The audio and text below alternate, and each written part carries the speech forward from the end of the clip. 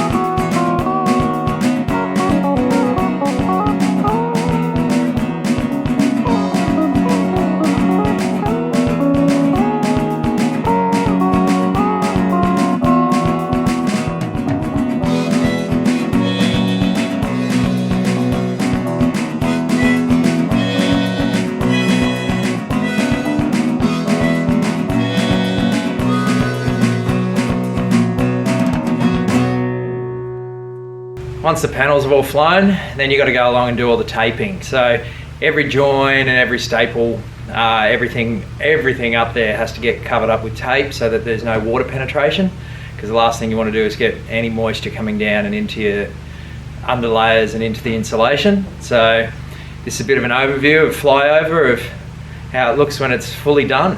And yeah, we're watertight and ready to go on the next stage.